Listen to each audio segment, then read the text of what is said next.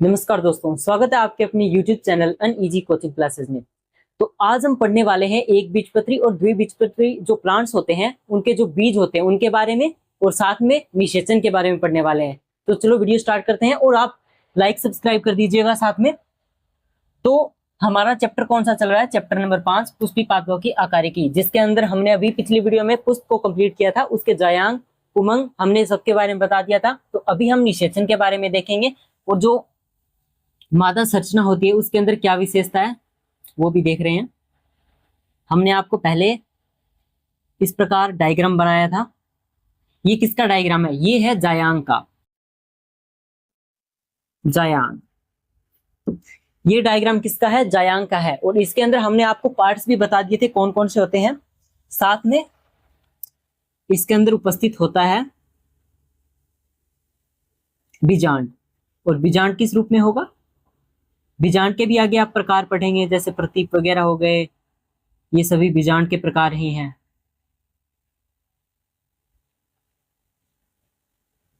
तो ये बीजांड है इसके अंदर, और ये संरचना हमने आपको बताई थी वृत्तिकाग्र है, ये वृत्तिका है, ये अंडाशय है, और ये क्या आ जाता है? बीजांड। तो हम किसके बारे में पढ़ने वाले हैं? आज हम बीजांड के बारे में पढ़ने वाले हैं कि जो बीजांड होता है उसके अंदर जब नर क्या आते हैं? नर पुंमग आते हैं। तो यहां से जो अंकुरित होकर जो पुंमण होंगे परागकण, वो यहां से क्या बनाएंगे? एक नलिका बनाएंगे, यानी इस प्रकार से एक पराग नलिका बनाएंगे, और ऐसे सीधे इस पराग नलिका के माध्यम से जो बीजांड द्वार है उसके माध्यम से होते हुए कहां तक जाएंगे? अंड कोशिका तक जाएंगे। तो उसी के बारे में हम देखने वाले हैं आज, किस प्रकार से अंड कोशिका के अंदर और ये निषेचन किस प्रकार से होता है। तो सबसे पहले क्या होगा? जो बीजांड होगा उसके संरचना बनाते हैं।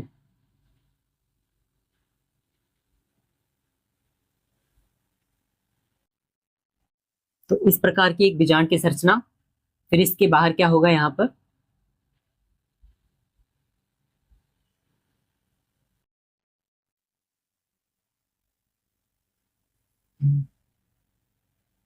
कुछ इस प्रकार से क्या होती है?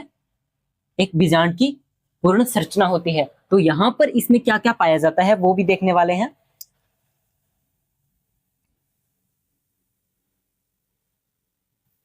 यहां पर एक मध्य कोशिका होती है, और साथ में यहां पर और यहां पर 3 कोशिकाएं और होती है। अब देखिए, इस प्रकार से एक प्रतीप बीजांड या फिर बीजांड की संरचना होती है, जो किसमें पाया जाता है? द्विबीजपत्री प्लांट्स के अंदर इस प्रकार से पाया जाता है। और किसके अंदर उपस्थित होता है? जायांग के अंदर उपस्थित होता है। तो इसके अंदर क्या होगा वही हम देखने वाले हैं।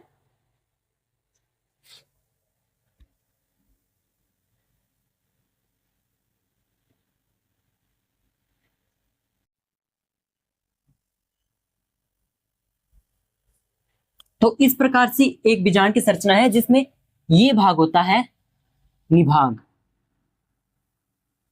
और इसके जो नीचे वाला भाग है इसको क्या बोलते हैं? इसको बोलते हैं बीजांड द्वार।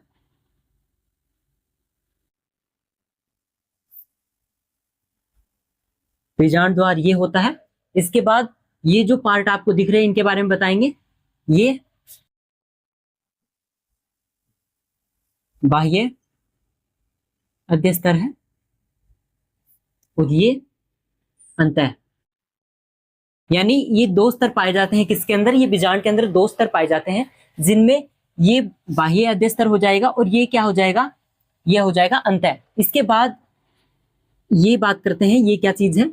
ये होता है ध्रुवीय केंद्रक। ध्रुवीय केंद्रक। और इसके बाद ये संरचनाएं आपको दिख रही होंगी, ये होती है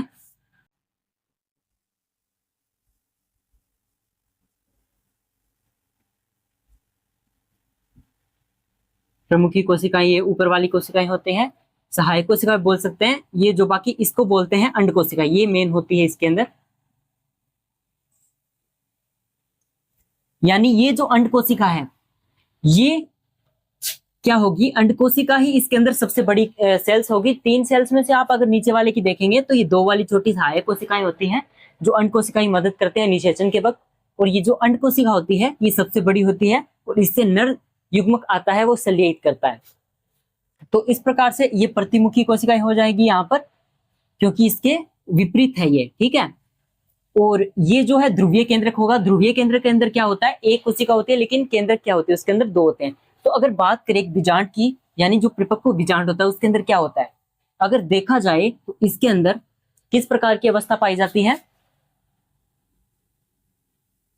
7 तो उसके अंदर सेल्स होती है, इस प्रकार बोल सकते हैं 7 सेल्स होगी, 7 + 8, और 8 क्या होगी इसके अंदर, केंद्रक होंगे।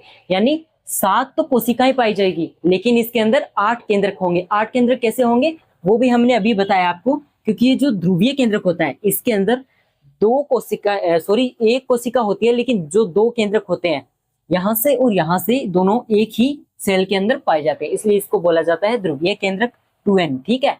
इसलिए 7 + 8 की अवस्था इसके अंदर बनती है। इसके बाद ये जो दिख रहा है आपको, इसको बोलते हैं बीजांड वृंत। ये बीजांड वृंत है जो बीजांड को सहारा देती है। इसी प्रकार यहाँ पर एक और संरचना पाई जाती है जिसको नाभिक बोलते हैं, नाभिक। तो ये सब हमने आपको बता दिया है एक बीजांड की संरचना। अब देखते हैं निषेचन किस प्रकार से होगा और किस अवस्था में क्या क्या होता है इसके अंदर। तो आई होप आपने अच्छे से समझा होगा। इसके बाद में देखते हैं किसके बारे में, अब देखते हैं निषेचन। यानी निषेचन जो होता है एंजियोस्पर्म के अंदर वो किस प्रकार का पाया जाता है।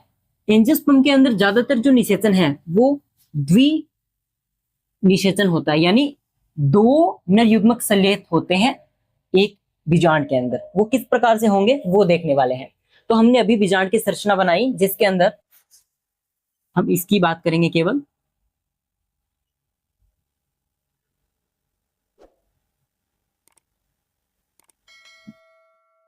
तो ये संरचना हमने अभी बनाई। तो इस संरचना में क्या है, इस संरचना में सेम वही चीज है। हमने बताया था यहां पर 2 क्या होंगे, केंद्रक वाला एक ध्रुवीय केंद्रक होगा। इसके बाद यहां पर हमने आपको बता दिया था कि ये जो बड़ी वाली सेल है इसको अंडकोशिका बोला जाता है। जब अंकुरित होकर, यानी जब जो पुमंग होगा, पुमंग से क्या गिरेंगे, पुमंग से आएंगे पुमणु, और पुमणु यहाँ पर अंकुरित होकर एक नलिका बनाएंगे। किस प्रकार से नलिका बनाएंगे हमने आपको पिछली वीडियो में बताया था, अभी बता देते हैं आपको। तो इस प्रकार से यहाँ पे कोई परागकण आया है, तो परागकण यहां से जाएगा ऐसे, और यहां पर क्या पाया जाएगा, यहां पर पाया जाएगा बीजांड। यानी जो बीजांड होता है उसकी संरचना है इस प्रकार से। तो यहां से ये जो पराग नलिका है वो कहां जाएगी, पराग नलिका ऐसे घूमकर और कहां तक जाएगी, जो बीजांड द्वार होता है उसके माध्यम से होते हुए यहां पर क्रॉस करेगी, यानी यहां तक जाएगी। फिर आगे जाकर यहां पर अंडकोशिका के साथ संलयन होगा। तो इसमें क्या होगा, द्विनिषेचन में क्या होता है, जब नरयुग्मक आता है तो नरयुग्मक के साथ 2 युग्मक आते हैं, यानी जो परागकण होता है उसके अंदर 2 युग्मक एक साथ आते हैं। वो किस प्रकार से आते हैं वो देखते हैं। नर युग्मक वो होंगे 2n, यानी 2 एक साथ आएंगे। जब 2 एक साथ आएंगे तो क्या होगा, एक तो अंडकोशिका के साथ क्या हो जाएगा, संलेख हो जाएगा। एक अंडकोशिका के साथ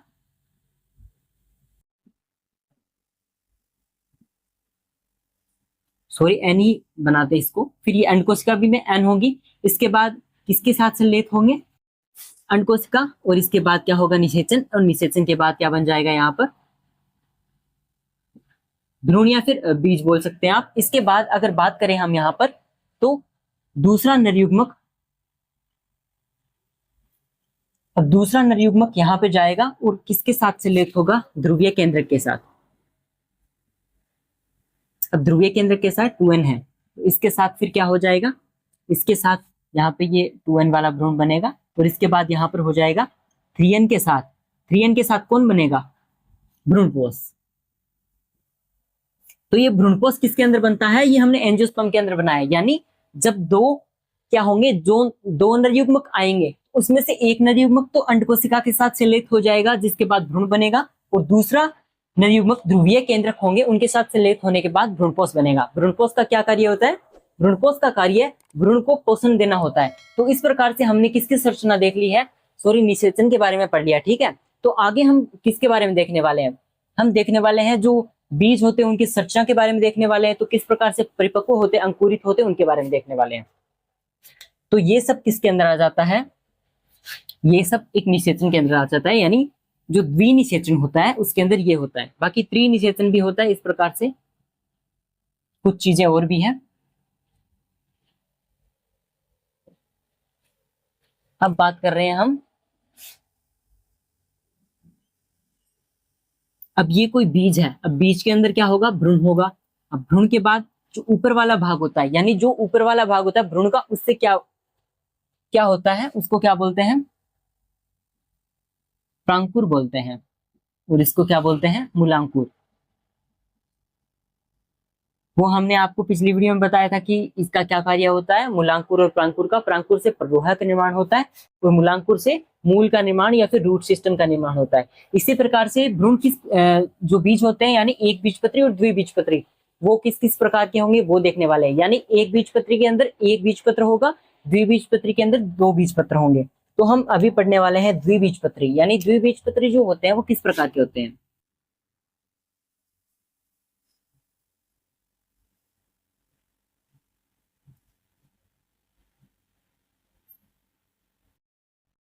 अब जैसे हमने यहाँ पर द्विबीजपत्री एक बीज बनाया है, जो क्या है? चना। अब चने के अंदर क्या होगा? चना द्विबीजपत्री होता है, यानी चने में दो जो है बीजपत्र पाए जाते हैं। अब बीजपत्र को अगर हम खोल के देखें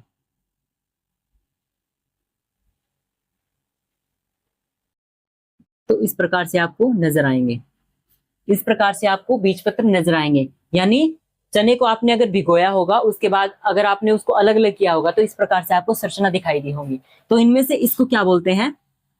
बीज पत्र बोलते हैं।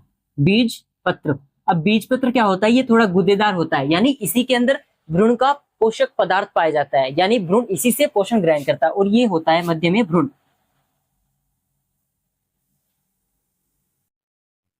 ये मध्य में क्या होता है? भ्रूण होता है। इसके बाद हमने ये तो बताया आपको मूलांकुर, और ये इधर हो जाएगा प्रांकुर। बाकी वही चीजें चलेगी। प्रांकुर से किसका निर्माण होगा? प्ररोह का। और मूलांकुर से किसका निर्माण होगा? जड़ का होगा। तो इसी प्रकार से बीज पत्र के बारे में बता दिया है। बीज पत्र हो गया। इसके बाद हमने ये भी बता दिया। अब देखते हैं अगर इसके अंदर क्या होगा। ये हो जाता है बाह्य जोड़। बाह्य जो छिलका होता है बाहरी वाला। और इसके बाद इसको बोलते हैं नाभिक। और नाभिक के पास में क्या पाया जाता है? बीजांड द्वार। अब नाभिक क्या होता है? नाभिक वो भाग होता है जिससे जो बीजांड से क्या होता है? अटैच होता है। यानी आपने अगर चने को देखा होगा तो जो चने की जो फली होती है इस प्रकार से, उसके अंदर इस प्रकार से चने क्या रहते हैं? लगे रहते हैं। जो ये वाला भाग है इससे क्या कनेक्ट रहता है? तो ये नाभिक वाला भाग होता है इस प्रकार से। और बीजांड द्वार, आप हमने आपको बता दिया बीजांड द्वार से किस प्रकार होता है जो भी चीजें हैं। इसके बाद ये अलग अलग बीजपत्र हो जाएंगे, और ये बाह्य चोल, और इसके बाद अंतःचोल। इस प्रकार से एक द्विबीजपत्री जो चना होता है, द्विबीजपत्री बीज होता है, उसकी हमने संरचना बता दी है। इसके बाद अगर एक बीजपत्री की बात करें तो उसके अंदर क्या क्या होगा वो भी देखने वाले हैं। ये बाहरी चोल या फिर बीज आवरण बोल सकते हैं आप इसको, क्योंकि ये बीज का आवरण है। यानी जब आवरण हटा के हम देखेंगे, इसके दो भाग कर देखेंगे, तो हमको किस प्रकार का दिखाई देगा? दो अलग अलग बीज पत्र हमको दिखाई देंगे।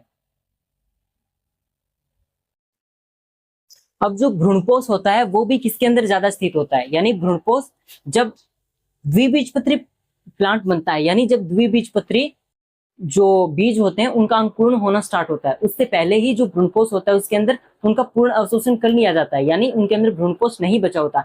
अगर वही बात देखी जाए एक बीजपत्री की, तो उनके अंदर शेष रहता है। इसके विपरीत एक बीजपत्री के अंदर भ्रूणपोष किसके अंदर नहीं पाया जाता? वो आर्किड के अंदर नहीं पाया जाता। यानी जो आर्किड होता है वो पूर्ण रूप से ग्रहण कर लेता है भ्रूणपोष को पहले ही।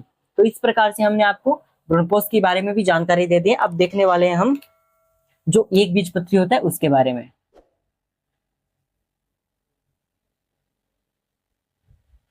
तो ये एक बीजपत्री बीज आ गया यहाँ पर। तो इस प्रकार से ये आपको अलग अलग चीजें दिखाई देंगी यहाँ पर। इसके बाद यहाँ पर ये भ्रूण होता है यहाँ पर, यानी भ्रूण यहाँ पर होगा और यहाँ पर क्या होंगे इनके जो बाह्य चोल होते हैं, यानी जो प्रांकुर चोल और मूलांकुर होते हैं, यानी यहाँ पर प्रांकुर हो जाएगा और यहाँ पर मूलांकुर। वही बात हमने आपको बताया था, प्रांकुर वाला, प्रांकुर और ये मूलांकुर वाला, सेम चीजें आ जाएगी यहाँ पर भी। प्रांकुर चोल और मूलांकुर चोल इनको बोलते हैं ये बाहरी वाले, और इनको प्रांकुर और मूलांकुर बोलते हैं। आप लगा सकते हैं यहाँ पर इस प्रकार से। फिर ये सीधे ऐसे प्रांकुर हो जाएगा और ये सीधा मूलांकुर हो जाएगा। इसके बाद यहाँ पर भ्रूण आ जाता है, और ये जो आपको बाहरी परत दिख रही है इसको क्या बोलते हैं, इसको बोलते हैं एल्यूरोन परत या सतह बोल सकते हैं आप इसको। और ये बाहरी वाला बीज आवरण हो जाएगा। अब ये जो एल्यूरोन है, एल्यूरोन क्या है, ये एल्यूरोन क्या किस काम आती है, यानी ये प्रोटीन वगैरह अलग अलग रखते हैं इन सभी को, एल्यूरोन अलग बांटे रखते हैं इनको, तो ये एल्यूरोन आ जाती है। इसके बाद ये स्केटुलम आ जाता है यहाँ पर। तो इस प्रकार से एक बीजपत्री